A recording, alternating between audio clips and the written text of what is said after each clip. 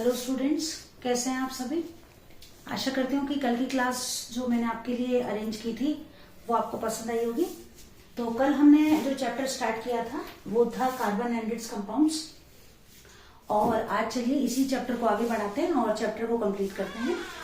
देखिए, कल जो हमारी क्लास थी उसमें हमने सबसे पहले तो कार्बन के नेचर के बारे में पढ़ा, इसकी वैलेंसी के बारे में जाना और ये जाना कि भाई किस तरीके से ये मॉलिक्यूल्स जो हैं कार्बन बनाता है, यानी कि किस तरह से कंपाउंड्स बनते हैं और किस तरीके से इसमें बॉन्ड फॉर्मेशन होता है।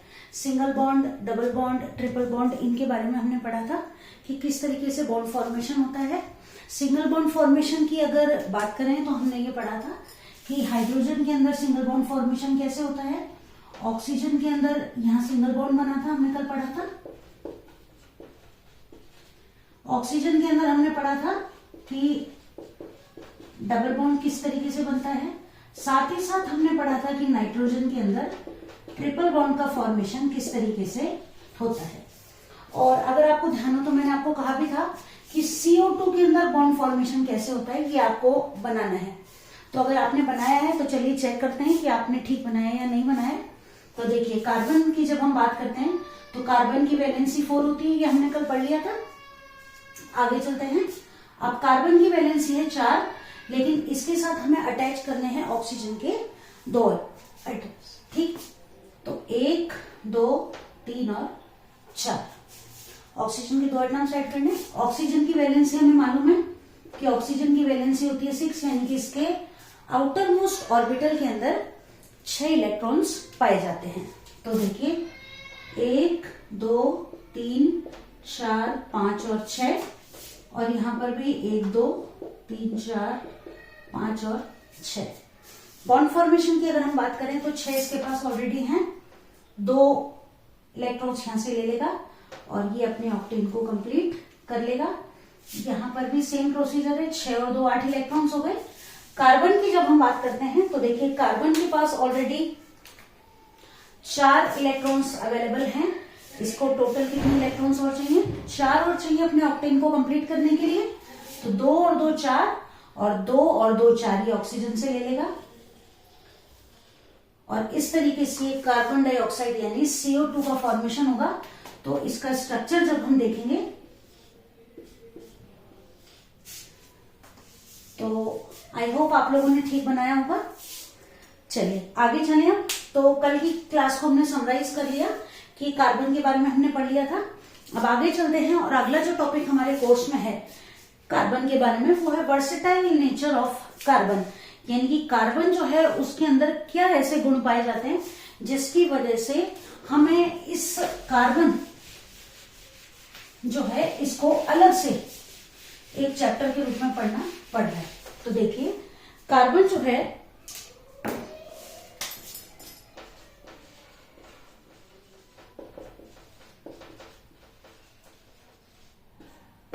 वर्सेटाइल नेचर ऑफ कार्बन, यानी अद्भुत प्रकृति कार्बन की, और क्या क्या गुण इसमें पाए जा रहे हैं जिनको हमें अलग से पढ़ना है। तो देखिए सबसे पहला जो गुण है कार्बन का वो पाया जाता है कैटेनेशन।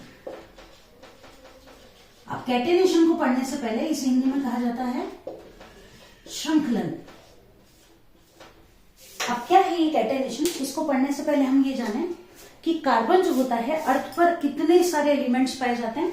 लगभग 118 एलिमेंट्स अर्थ की क्रस्ट पर पाए जाते हैं, अलग अलग फॉर्म्स में पाए जाते हैं, जो कि पीरियोडिक टेबल में हम देखते हैं। अब अकेले कार्बन को अगर हम अलग कर दें तो लगभग 117 जो एलिमेंट्स हैं वो अर्थ क्रस्ट पर पाए जाते हैं। लेकिन जो कंपाउंड फॉर्मेशन का जो गुण पाया जाता है कार्बन के अंदर, वैसा अद्भुत गुण किसी और एलिमेंट के अंदर नहीं पाया जाता है। इस बात का अंदाजा हम इस तरीके से लगा सकते हैं कि बाकी जितने भी एलिमेंट्स हैं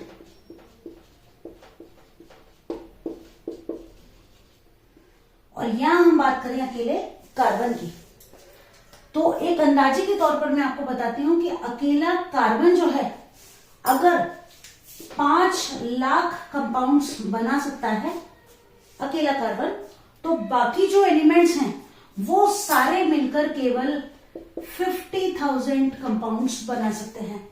तो आप खुद देख सकते हैं कि कितने ज्यादा कंपाउंड्स का फॉर्मेशन अकेला कार्बन कर सकता है।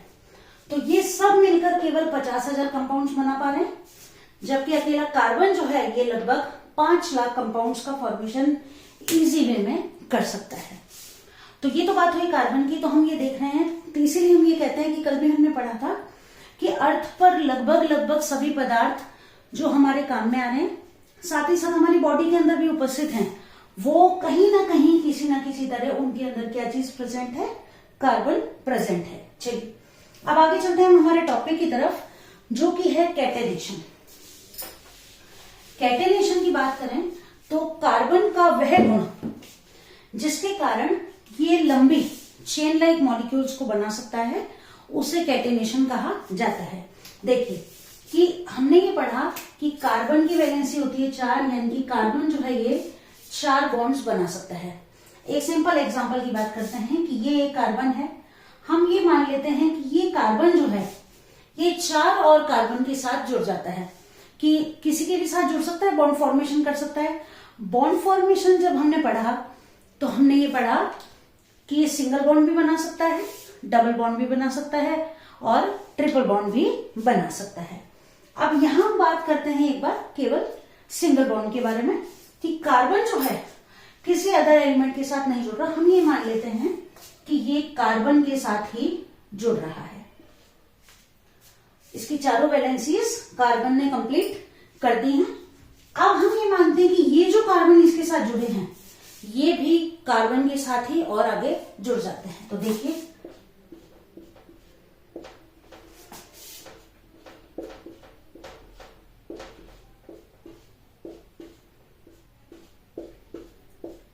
देख पा रहे हैं आप। और अब मान लीजिए कि ये जो प्रत्येक कार्बन है ये भी और 3 कार्बन से जुड़ता है और उनसे भी और 3 कार्बन जुड़ जाते हैं, तो कितनी विशाल चेन लाइक स्ट्रक्चर किसका बन जाएगा, इन कार्बन के जो मॉलिक्यूल्स हैं, सॉरी एटम्स हैं, इनका बन जाएगा।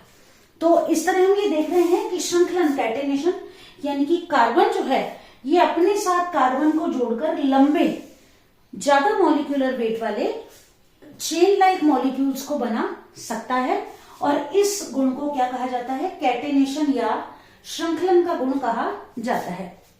अब इस श्रृंखलन के गुण के आधार पर साथ ही साथ एक बात और ये है कि यह जो गुण है, जितने भी एलिमेंट्स अर्थ पर पाए जाते हैं, केवल कार्बन के अंदर ही यह गुण पाया जाता है। यानी कि यह गुण जो है केवल कार्बन परमाणु में उपस्थित है।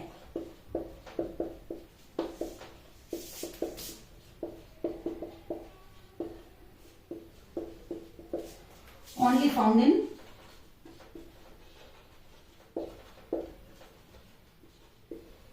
कार्बन। अब ये जो बॉन्ड फॉर्मेशन हो रहा है कार्बन से, इसके आधार पर जो कार्बन से बनने वाले कंपाउंड्स हैं ये 2 तरह के होते हैं।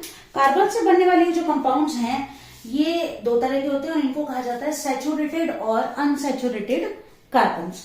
अब क्या है ये सैचुरेटेड और अनसैचुरेटेड, इनको हम पढ़ते हैं। तो पहला टाइप है सैचुरेटेड कार्बन कंपाउंड्स और दूसरा है अनसैचुरेटेड। हिंदी में इनको कहा जाता है संतृप्त कार्बनिक यौगिक। एक एक करके पढ़ते हैं इनको, दोबारा लिख लेते हैं। सैचुरेटेड कार्बन कंपाउंड्स या संतृप्त कार्बनिक यौगिक। अब क्या है ये संतृप्त कार्बनिक यौगिक या सैचुरेटेड कार्बन कंपाउंड्स? तो सैचुरेटेड कार्बन कंपाउंड्स वो कंपाउंड्स जिसके अंदर कार्बन जो है वो केवल सिंगल बॉन्ड से जुड़ा हुआ पाया जाता है, उन्हें कहा जाता है संतृप्त कार्बनिक यौगिक। यानी कि कंपाउंड्स जिनके अंदर only single bond is present, यानी कि वे कार्बनिक यौगिक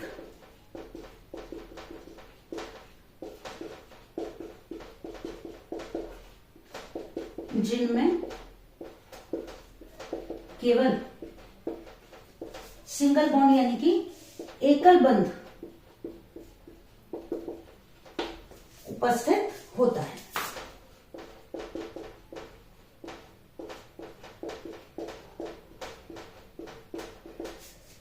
इनको कहा जाता है संतृप्त कार्बनिक यौगिक। तो कल हमने तीनों तरह के बॉन्ड पढ़ लिए थे, सिंगल बॉन्ड, डबल बॉन्ड और ट्रिपल बॉन्ड।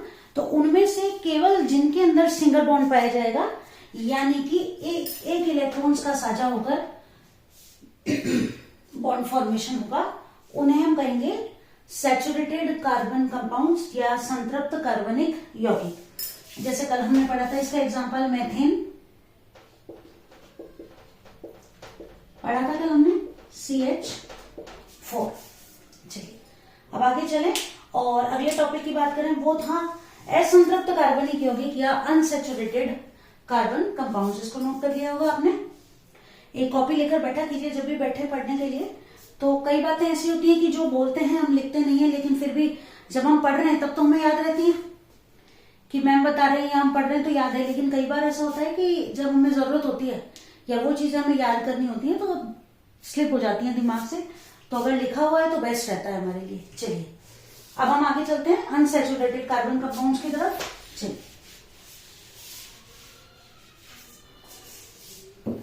तो इसमें करेक्शन कर दें और इसको कर देते हैं हम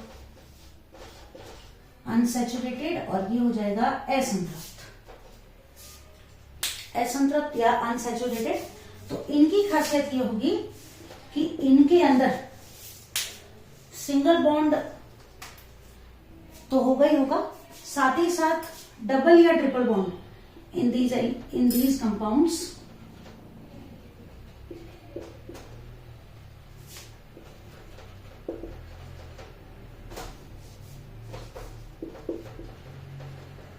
डबल और ट्रिपल बॉन्ड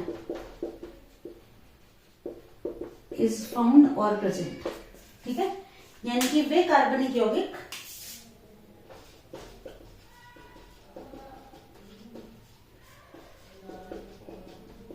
जिनमें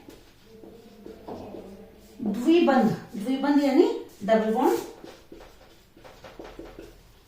या त्रिबंध उपस्थित होता है,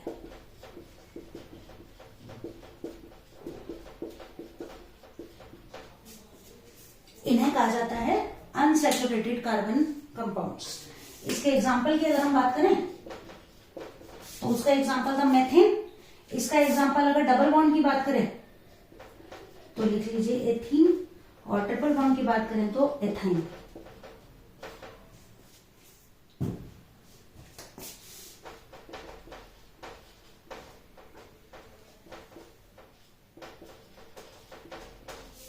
अब क्या होते हैं, ये कैसे बनाए जाते हैं ये आपको बताती हूं मैं।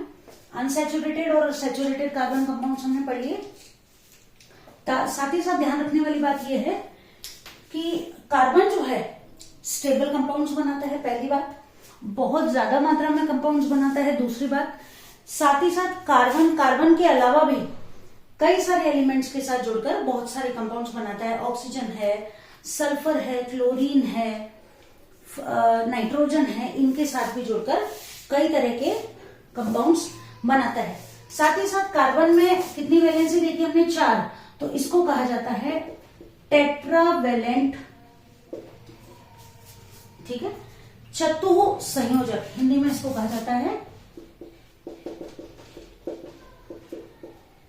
चतुः संयोजक यौगिक। चतुः संयोजक मतलब 4 के साथ जुड़ने वाला है, 4 संयोजक यानी जुड़ने वाला। तो ये तो हमने बात की कार्बन के श्रृंखलन के गुण के बारे में, जिसमें कि हम पढ़ रहे हैं कार्बन के वर्सटाइल नेचर के बारे में। तो पहला गुण हमने पढ़ लिया कि कार्बन के अंदर कैटेनेशन का गुण पाया जाता है। नेक्स्ट आगे चलते हैं अगले टॉपिक की तरफ।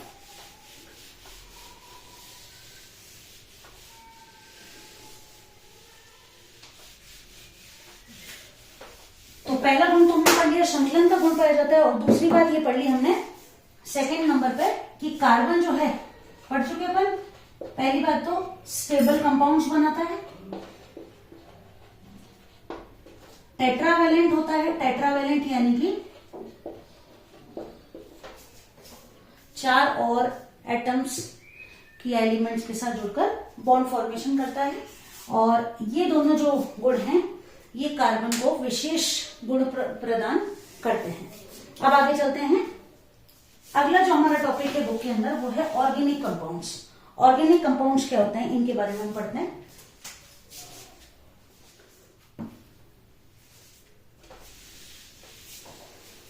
चलिए अब आगे हम पढ़ते हैं।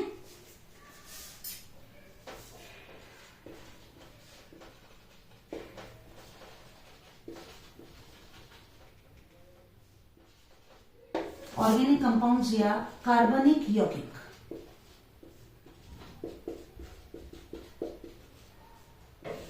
देखिए कार्बन जो है इसकी एक अलग से ब्रांच है ऑर्गेनिक केमिस्ट्री। जब हायर क्लासेस में हम पढ़ते हैं तो ऑर्गेनिक केमिस्ट्री अलग से पढ़ी जाती है। ऑर्गेनिक केमिस्ट्री का मतलब है कि वो कंपाउंड्स जो कि कार्बन से बने होते हैं। अब पहले ये माना जाता था, वाइटल थ्योरी एक पहले मानी जाती थी जो कि दी गई बर्जीलियस के द्वारा, वाइटल थ्योरी।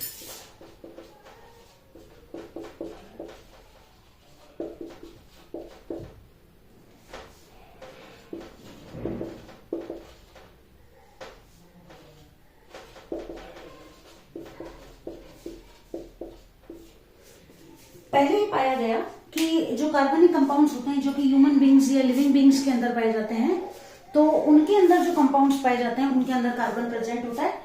और ये माना गया कि जितने भी ऑर्गेनिक कंपाउंड्स हैं इनके निर्माण के लिए किसी न किसी सजीव के अंदर इनका होना उपस्थित जरूरी है। यानी कि ये जो कार्बनिक कंपाउंड्स हैं ये किसी न किसी सजीव के शरीर के अंदर ही बन सकते हैं और इसी को कहा गया वाइटल थ्योरी।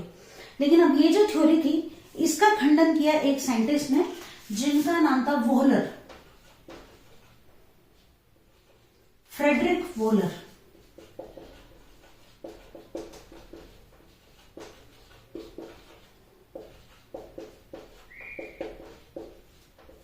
फ्रेडरिक वोहलर ये पहले साइंटिस्ट जिन्होंने बर्जीलियस की इस वाइटल थ्योरी को गलत सिद्ध किया। और इन्होंने किया क्या, इन्होंने एक ऑर्गेनिक कंपाउंड को बिना किसी लिविंग बीइंग के शरीर के अंदर यानी कि प्रयोगशाला में, लेबोरेटरी में बना दिया। और जो पहला बनाया गया ये ऑर्गेनिक कंपाउंड था ये था यूरिया। इन्होंने अमोनियम साइनेट की मदद से यूरिया को बना दिया, कहां पर, लेबोरेटरी के अंदर। और जैसे ही इन्होंने इस यूरिया को लैब में बना दिया तो बर्जीलियस की ये जो वाइटल थ्योरी थी कि कार्बनिक यौगिक या ऑर्गेनिक कंपाउंड्स किसी न किसी सजीव के शरीर के अंदर ही बन सकते हैं, वो अपने आप ही गलत सिद्ध हो गई। तो अब हम बात करें कि अमोनियम साइनेट से इन्होंने बनाया कैसे। तो देखिए इन्होंने बनाया अमोनियम साइनेट जो था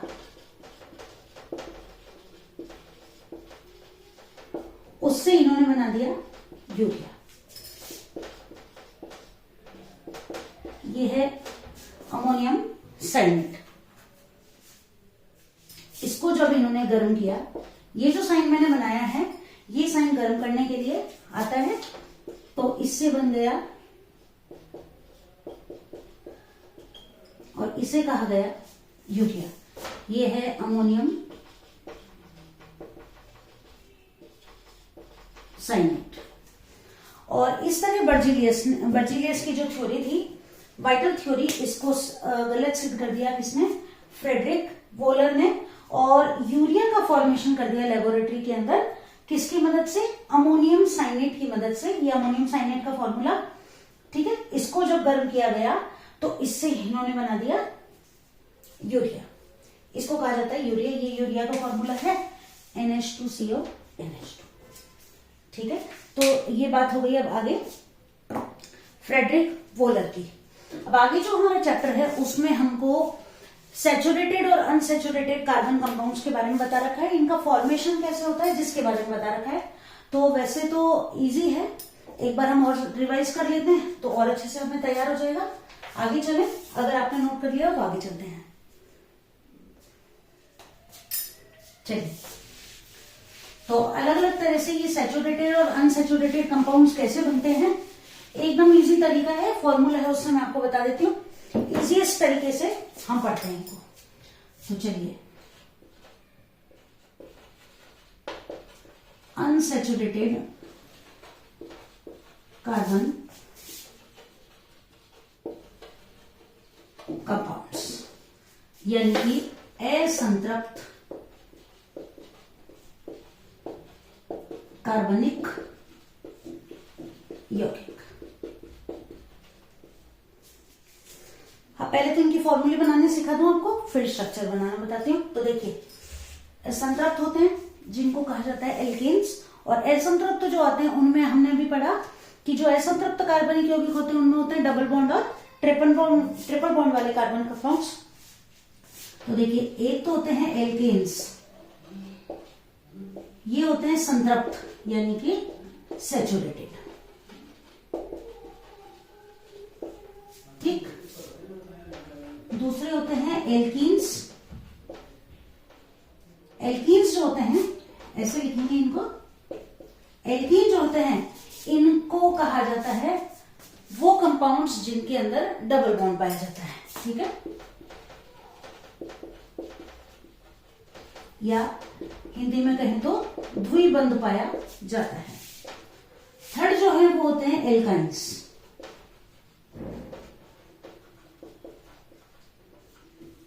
सिंगल हो गया, डबल हो गया, और अब बच गया, यहां लिख दीजिए आप, एकल बंध या सिंगल बॉन्ड।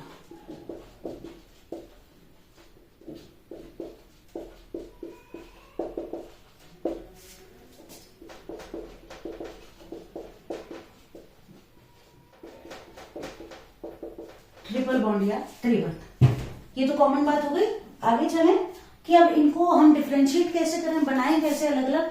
तो सिंपल सा फॉर्मूला है, उसको नोट कीजिए। देखिए, एल्केन जब हम बनाते हैं तो इनके लिए जो फॉर्मूला काम में लिया जाता है वो है CnH2n+2। एल्कीन्स जब बनाते हैं तो फॉर्मूला है CnH2n, और एल्काइंस जब बनाते हैं तो फॉर्मूला है, बस इसको याद रखना है, बाकी सारा काम अपने आप हो जाएगा, ठीक है। तो ये तीनों फॉर्मूले जब हम याद रख लेते हैं तो अब इनसे सैचुरेटेड अनसैचुरेटेड कंपाउंड्स कैसे बनते हैं वो आपको बताती हूँ। ये अगर आपने नोट डाउन कर लिया है तो हम आगे चलते हैं। देखिए, बता दूं, देखिए, चलो एक चीज और जो हमें याद करनी है उसको देखिए। अब यहाँ ये जो n है इसको याद करना है, प्लस इसका नाम भी हमें याद करना है। देखिए, n बराबर अगर हम 1 ले रहे हैं तो जो सफिक्स लगता है, सफिक्स मतलब पहले जो अक्षर लगाना होता है इनको, उसको लिखा जाता है मैथ। जैसे अभी मैंने लिखा था एथेन, एथाइन और एथाइन, वो कैसे लिखा वो अब मैं आपको बताती हूँ। n बराबर 1 यानी मैथ नाम लिखेंगे इसका, और मैथ के साथ फिर आगे मैथेन होगा, मैथीन होगा या मैथाइन होगा, यानी कि उसके बाद सफिक्स क्या लगेगा वो बात की बात है। प्रीफिक्स जो लगाना है हमको वो ये होगा, ठीक है। मैथ n बराबर अगर हम 2 लेते हैं तो हम लिखते हैं एथ, मैथ एथ। n बराबर अगर हम 3 ले लेते हैं तो हम लिखते हैं प्रॉप। 4 लेते हैं अगर हम तो लिखते हैं ब्यूट। n बराबर हम 5 ले लेते हैं तो लिखते हैं पेंट। n बराबर 6 ले लेते हैं तो लिखते हैं हेक्स। 7 होता है तो लिखते हैं हेप्ट, एंड सो ऑन, यानी इसी तरह आगे 8 के लिए ऑप्ट हो जाता है ना, इस तरह बनता रहता है। तो अब ये जब हमने याद कर लिया तो ये बनाना हमारे लिए बहुत इजी है। अब कैसे बनाते हैं वो देखिए। इजीएस्ट से स्टार्ट करते हैं। इजीएस्ट से जब हम स्टार्ट करें तो पहला जो नाम है n बराबर 1 ही ले लेते हैं या 2 ले लेते हैं। चलिए, n बराबर 2 ले लेते हैं सबसे पहले। अब मैं बना रही हूं सबसे पहले नंबर 1 एल्केन। और कौन सा एल्केन? जिसके लिए n बराबर मैंने ले लिया है 2। n बराबर जब मैंने 2 ले लिया है तो देखिए फॉर्मूला क्या था एल्केन के लिए, CnH2n+2 था, ठीक है। अब जहां जहां n है मेरे पास वहां वहां मुझे क्या लिखना है, लिखना है, ठीक। तो देखिए C, N की जगह मैंने लिख दिया 2, H, 2 ये ऑलरेडी फॉर्मूले में है, N का मतलब यहां भी 2 आ गया और प्लस 2, ये हो गया C2, H कितना हो गया 2 2 जा 4 प्लस 2 और ये हो गया C2H 4 और 6। ये क्या बन गया? एल्केन। लेकिन अब इसका नाम कैसे लिखा जाए? तो नाम जो लिखेंगे वो देखिए कि N का जो नंबर है उसके आधार पर इसका नाम लिखना है। साथ ही साथ एक चीज और ध्यान रखनी है कि अगर हमने एल्केन बनाया है तो सफिक्स यानी कि प्रत्यय यानी अक्षर के पीछे क्या लगने वाला है? एल्केन है तो हमें बाद में लगाना है एन, ठीक है। एल्कीन अगर हम बना रहे हैं डबल बॉन्ड वाली तो हमें लगाना है इन, और अगर एल्काइन हम बना रहे हैं तो हमें लगाना है आइन। अब देखिए कार्बन का नंबर देख लीजिए कितना है 2, 2 के साथ क्या लिखना है हमें? एथ, ठीक। तो इसका नाम क्या हो जाएगा? एथ हमने लिख दिया। अब ये क्या है? एल्केन, तो साथ में क्या लगाना है? एन, तो इसका नाम क्या हो जाएगा? एथेन, ठीक। लेकिन अब ये क्या है? ये अनसैचुरेटेड नहीं है, ये सैचुरेटेड कार्बन कंपाउंड है, क्योंकि इसके अंदर जितने भी बॉन्ड्स बनेंगे वो कैसे होंगे? सिंगल बॉन्ड बनेंगे। देखिए कैसे बनेंगे वो मैं आपको बताती हूं, मिटा दो इसको। चलिए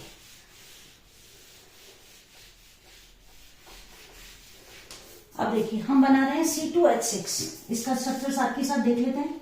यानी कि कार्बन हमारे पास कितने हैं?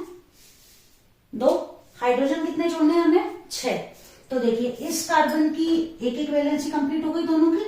कितने बॉन्ड बनाए गए? 4, तो 1 2 3 और 4। इसमें भी एक बॉन्ड बना दिया, 2 3 और 4। 2 कार्बन ऑलरेडी हो गए हमारे पास। हाइड्रोजन कितने जोड़ने हैं उनको? 6, 3 वैलेंसी इनकम्प्लीट है इनकी। ये देखिए हो गया बराबर, और ये क्या बन गया हमारे पास? एथेन। तो ये तो बात हुई सैचुरेटेड कार्बन कंपाउंड्स की। अब हम आगे चलते हैं अनसैचुरेटेड कार्बन कंपाउंड्स, यानी कि वो कंपाउंड्स जिनके अंदर क्या पाया जाएगा? डबल बॉन्ड और ट्रिपल बॉन्ड पाया जाएगा। तो चलिए आगे चलते हैं।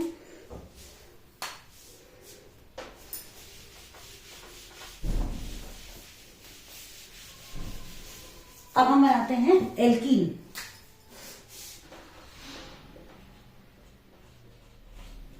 वही n बराबर 2 ही ले लेते हैं एक बार। तो फॉर्मूला क्या था? CnH2n।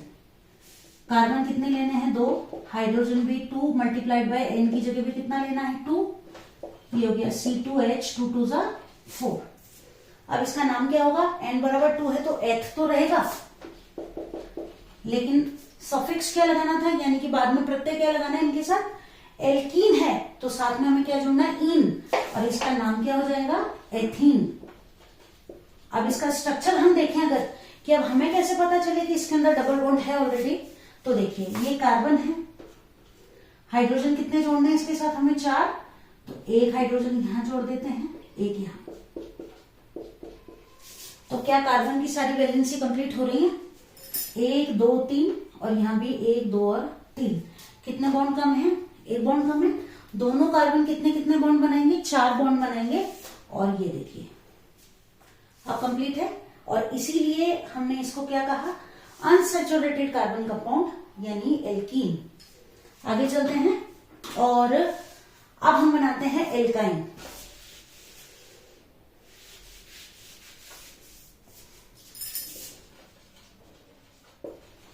एल्काइन जिनके अंदर क्या पाया जाएगा? ट्रिपल बॉन्ड पाया जाएगा। फॉर्मूला क्या था? CnH2n -2। n बराबर 2 ही लेते हैं एक बार। तो C2H 2 मल्टीप्लाइड बाई 2 -2, C2H 2 2 जा 4 -2, C2H2। अब इसका नाम क्या होगा? एथ तो था ही, साथ में क्या लगाना है? आइन, तो इसका नाम हो गया एथाइन, ठीक। अब इसका स्ट्रक्चर जब हम बनाते हैं तो देखिए कार्बन और कार्बन तो सिंगल बॉन्ड बना दिया हमने। हाइड्रोजन कितने जोड़ने हैं? तो क्या कार्बन की चारों वैलेंसी कंप्लीट हो रही है? नहीं हो रही है, क्योंकि ये तो कैसा है? टेट्रावेलेंट है। टेट्रा यानी 4 बॉन्ड बनाएगा। बॉन्ड तो कितने बन रहे हैं? 1 और 1 2 ही बन रहे हैं। तो ये देखिए अब ये बन गया हमारा एथाइन। ठीक है, चलिए तो यहां तक हमने पढ़ लिया कि सैचुरेटेड और अनसैचुरेटेड कार्बन कंपाउंड्स पाए जाते हैं। सैचुरेटेड वो जिनमें केवल सिंगल बॉन्ड पाए जाएंगे और अनसैचुरेटेड वो जिनमें डबल और ट्रिपल बॉन्ड भी पाया जाएगा। ठीक है, चलिए तो एक बार समराइज कर लें यहां तक क्लास को कि आज हमने क्या क्या पढ़ा। पहली बात तो होमवर्क, जैसे कल हमने CO2 बनाया तो आज के लिए होमवर्क भी तो होगा। तो आज का होमवर्क आप एक काम करेंगे कि n बराबर 4 और n बराबर 5 के लिए सैचुरेटेड और अनसैचुरेटेड दोनों तरह के कंपाउंड्स का फॉर्मूला विद नेम नोट करके रखेंगे। नेक्स्ट जो हमारी क्लास होगी उसमें मैं इसके आंसर बताऊंगी और आप मैच करेंगे कि आंसर आपने ठीक किए हैं या नहीं किए हैं। एक बार आज की क्लास को समराइज कर लेते हैं कि जो जो हमने पढ़ा वो हमें याद है या नहीं है। तो चलिए आज की क्लास को समराइज करें। सबसे पहले हमने पढ़ा वर्सेटाइल नेचर ऑफ कार्बन के बारे में, यानी एक तो हमने पढ़ा कैटेनेशन या श्रृंखलन के बारे में कि कार्बन कंपाउंड जो हैं ये लंबे चेन लाइक कंपाउंड्स बना लेते हैं, एक के साथ एक जुड़ते जाते हैं, बहुत लंबे मॉलिक्यूलर वेट वाले कंपाउंड्स बना सकते हैं। ये गुण केवल कार्बन में ही पाया जाता है, ये हमने पढ़ा। दूसरी चीज हमने पढ़ी कार्बन के बारे में कि ये टेट्रावैलेंट होता है। तीसरी चीज हमने ये पढ़ी कि वोलर जो थे, इंपॉर्टेंट क्वेश्चन है ये, वोलर के बारे में कई बार एग्जाम में पूछा जाता है क्वेश्चन कि यूरिया का फॉर्मेशन जो था किस साइंटिस्ट ने किया या क्या बनाया, ये भी पूछ लिया जाता है। किससे बनाया ये भी पूछ लिया जाता है। कॉन्सेप्ट हमारे जब तक क्लियर नहीं है हम आंसर ठीक नहीं करके आएंगे। तो वोलर के बारे में हमने पढ़ा जिन्होंने कि यूरिया को पहली बार बनाया लेबोरेटरी में। और चौथा पॉइंट जो हमने पढ़ा वो हमने पढ़ा अनसैचुरेटेड कार्बन कंपाउंड्स के बारे में कि अनसैचुरेटेड कार्बन कंपाउंड्स वो जिनके अंदर डबल और ट्रिपल बॉन्ड पाया जाता है। तो आई होप ये क्लास भी आपके लिए यूजफुल सिद्ध होगी और मिलते हैं जल्दी नेक्स्ट क्लास में और इस चैप्टर को कंप्लीट करने का प्रयास करते हैं। Best of luck.